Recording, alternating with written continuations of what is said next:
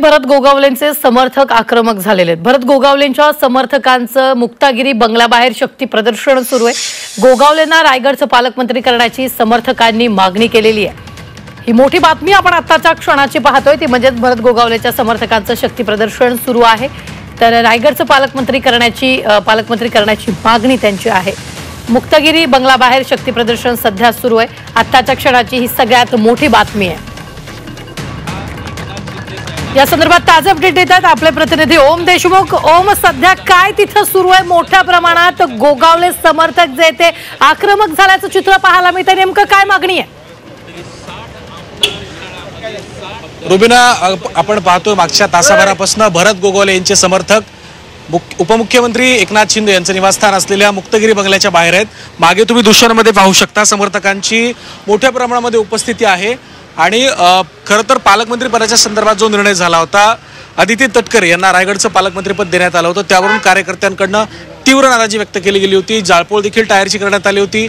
सामूहिक राजीनामे सुद्धा झाले होते। आणि याच पार्श्वभूमीवरती आज उपमुख्यमंत्री एकनाथ शिंदे यांची भेट घेण्यासाठी हे सगळे समर्थक या ठिकाणी दाखल झालेत। शक्ती प्रदर्शन खऱ्या अर्थानं भरतशेठ गोगावले यांच्या समर्थकांकडून केलं जाते असं देखील आपण म्हणू शकतो। पालकमंत्रीपद आम्हाला द्यावं, आमच्यावर सातत्यानं अन्याय होतोय, भरत गोगावले हे सातत्यानं काम करतात, मात्र त्यांना न्याय दिला जात नाही अशी त्यांची भावना आहे। आपण कार्यकर्त्यांकडून जाणून घेऊयात। तुम्ही खरं तर सगळे आंदोलन करताय आणि भरत गोगावलेंचं पालकमंत्रीपद हा एक वादाचा मुद्दा झालाय।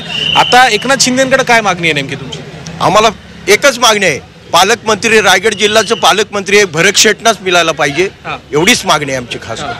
पण 2.5 वर्षापूर्वी सुद्धा हा विषय जेव्हा झाला होता, अदिती तटकरेंना पालकमंत्री तेव्हा केलं होतं, मात्र आता मंत्रिमंडळात समावेश करून सुद्धा गोगावलेंना डावलण्यात आलं, याचं काय कारण आहे? याचंच कारण विचारण्यासाठी आम्ही आलो, कारण पहिल्या 2.5 वर्षामध्ये ज्या वेळेला अदितीताईला पालकमंत्री पद दिलं तेव्हा भरत शेटना नामदार केले नव्हते।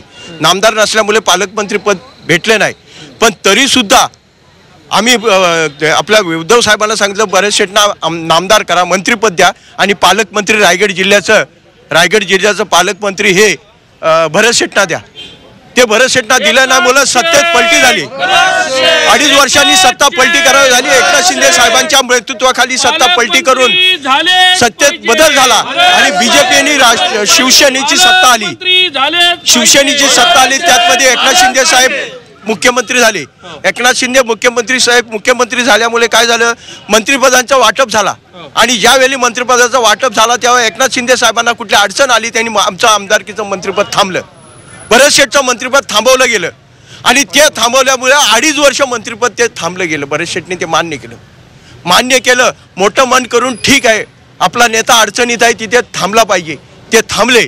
आणि आता जेव्हा सत्ता परत आणली, संघर्ष केला, सत्ता आणल्यानंतर आता नामदार झाल्यानंतर मंत्रिपद आता रायगड जिल्ह्याचं पाहिजे होतं, कारण ज्याच्यासाठी महाराष्ट्राचं सरकार पाडलं उद्धव साहेबांचं, ते सरकार पाडलं असताना आपल्या पालकमंत्रीपदासाठी सरकार पाडलं आणि ते करत असताना एवढा करून सुद्धा जर का आत्ता पालकमंत्रीपद जर मिळालं नाही तर आम्ही महाडवासीय आणि रायगडची पूर्ण जनता आम्ही ते कदापि सहन करणार नाही। तुम्ही सामूहिक राजीनामे सुद्धा दिले होते आणि खरं तर जाळपोळ देखील झाली होती, रस्ता रोको देखील थांबवण्यात आला होता।